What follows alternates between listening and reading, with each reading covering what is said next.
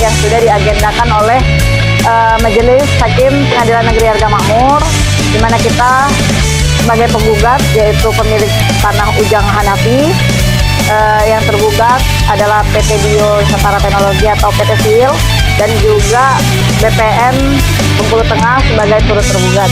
Nah, kita hadir di sini di Desa Genting, tepat berada pada kebunnya Pak Ujang Hanafi yang sudah diduga diserobot oleh PT Bio. Hari ini kita sidang lapangan, kita menentukan titik-titik koordinat di mana letak dari lokasi tanah Pak Ujang yang sebenar-benarnya agar ini terbuka seterang-terangnya. Apa kejadian yang kita lakukan? Ya, pada saat persidangan ya kita seperti biasa dibuka oleh hakim dan kita langsung meniti di mana lokasi tanah Pak Ujang, sebelah utara, selatan, barat, timur itu sudah diukur langsung oleh pihak BPN gitu. Dan kita turun langsung ke titik tersebut untuk mengetahui titik koordinat dari tanah Pak Ujang yang sebenar-benarnya yang ada di lapangan.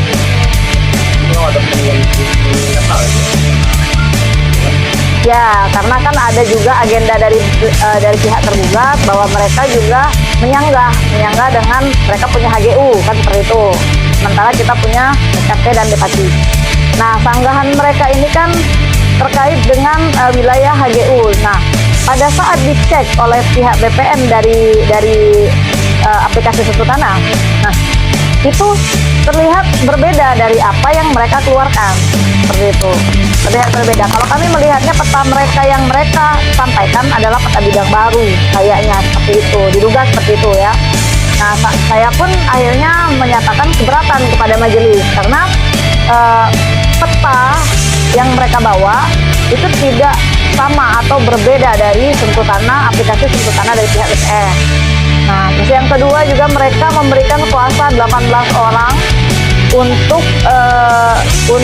melihat atau mengukur kembali dari titik koordinat HGU mereka. Sementara 18 orang itu bukanlah PH atau penasehat hukum atau advokat atau prinsipal, sehingga kita sangat-sangat keberatan di mana kita ini bersidang di lapangan. Kita ini tetap bersidang walaupun kita berada di dalam tanah dari objek perkara, tapi kita tetap prinsipnya adalah kita bersidang. Ada hakim, ada penggugat, ada tergugat, dan ada panitera di sana. Otomatis yang bukan berkewenangan tidak boleh hadir di situ ataupun memberikan kuasa. Harusnya kuasa itu tetap pada PH atau advokatnya atau pengacaranya atau prinsipalnya yang merasa memiliki tanah, bukan dengan kuasa yang lain yang di luar dari yang saya sebutkan. Gitu. Makanya keberatan kita diterima oleh majelis.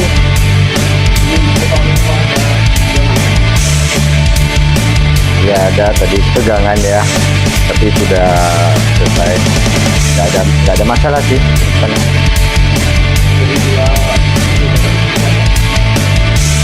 Dari tergugat, ya dia tetap bersikukuh itu tanah mereka di objek perkara tanah Pak Ujang, tapi kami ada bukti bahwasanya tanah tersebut mereka peroleh dengan proses yang salah, karena diduga itu prosesnya palsu. Nah, terutama dari tanda tangan Pak Ujang dipalsukan, tanda tangan almarhum Pak Amsa dipalsukan. Kita ada buktinya loh, bukti tanda tangan Pak Amsa almarhum ada, tanda tangan Pak Ujang ada. Terus banyak keanehan di kwitansi, di surat perjual beli surat ganti rugi itu banyak keanehan.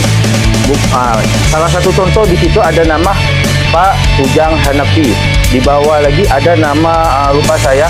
Jadi tanda tangan Pak Ujang Hanafi dan tanda tangan nama yang di bawah Pak Ujang Hanafi itu sama. Gak mungkin lah Pak Ujang tanda tangan sekali dua. Dan juga itu bukan seperti itu tanda tangan Pak Ujang. Jadi prosesnya kami duga-duga kuat sekali itu ada pemalsuan dokumen gitu.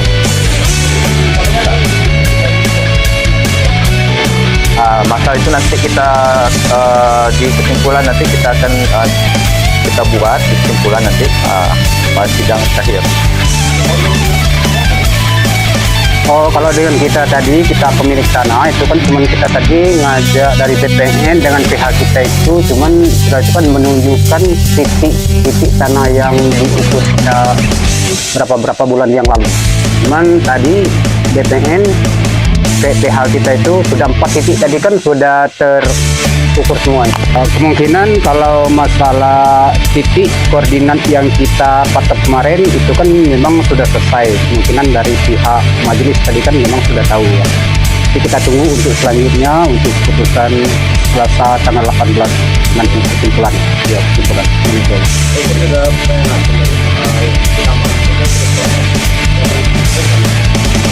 Insya Allah kita nanti untuk ke depan kalau memang ada tambahan kita cari bukti tambahan lagi. Kalau memang nggak ada lagi tambahan kemungkinan cukup hanya itu aja.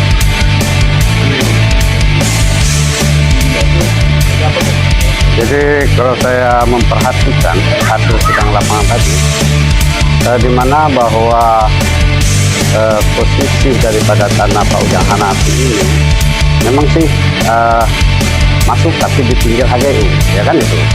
Tapi yang jelas, ya kan, melihat dari kronologis yang ada, ya kan, dari mulai tahun 82 bahwa tanah tersebut digarap oleh Pak Amsah, tahun 2014 itu digarap sama Ujang, artinya digarap secara turun-menurun. Jadi artinya penguasaan tanah yang dilakukan oleh Pak Amsah maupun Ujang Hanafi ini sudah secara hukum, ya kan, bahwa itu sudah berpuluh-puluh tahun. Nah, terlepas ini masuk dalam HGU atau tidak, ya kan, yang jelas tanah itu adalah kebun Pak Ujang Hanafi, ditanam dan dirawat. Artinya itu kan. Nah, terjadi tumpang tindih, artinya ini permasalahan perlepasan tanah, ya kan. Yang jelas tanah Pak Ujang Hanafi itu tidak pernah dilepaskan dan tidak pernah diganti rugi oleh PT Bio. Nah, kita melihat satu keanehan dalam fakta persidangan adanya tanda tangan ganti rugi, ya kan, yang menyebutkan tanda tangan Pak Amsah, nah, dan Ujang Hanafi. Nah, tanda tangan itu ini nggak ada kemiripan sama sekali, sangat-sangat berbeda, ya.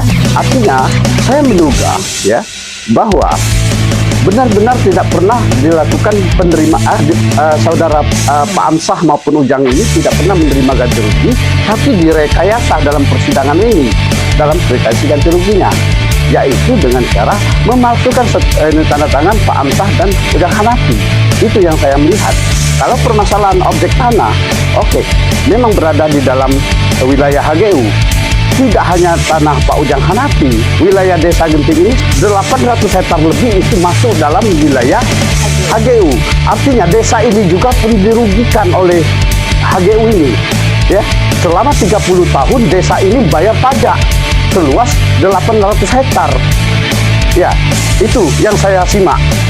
Jelas bahwa seluruh desa penyangga, ada 14 desa penyangga PT Bio ini, rata-rata 70% wilayah desanya masuk dalam HGU. Artinya semua desa penyangga jangankan mendapatkan haknya, ya, dari plasma segala, mereka dirugikan atas pembayaran desa, wilayah desanya, pembayaran pajaknya. Seperti itu.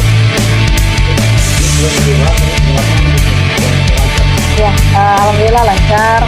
Cuma memang agak sedikit ada unek-unek kita, cuma sudah kita selesaikan karena di awal itu kan tidak adanya komitmen dari salah satu pihak gitu kan. Harusnya kita berada di posisi awal di depan, ternyata sudah masuk duluan, itu agak sedikit mengecewakan kita lah. Cuman ya sudah kita clearkan lah itu tadi.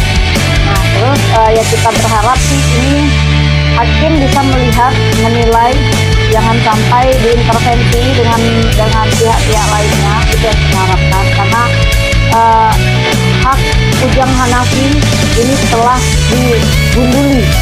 Hak Ujang Hanafi inilah yang kita perjuangkan. Semoga hakim mempunyai nurani untuk memutuskan apa yang seharusnya ada. Juga saudara Saiful itu tadi kan mengakui pada saya tanya saksi oleh PT Bio kan, saya sekat langsung bahwa pada saat perusakan tahun di objek tanah Pak Ujang Hanafi itu Pak Saiful ada dan ikut serta melakukan pengusuran.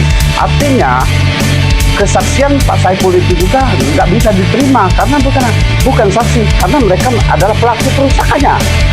Yaitu Saiful itu nggak bisa dijadikan saksi. Ya, karena beliau adalah pelaku penggusuran pada saat itu. Videonya ada sama kita. Satu lagi, saya mau bertanya sama Pak Ujang Hanafi.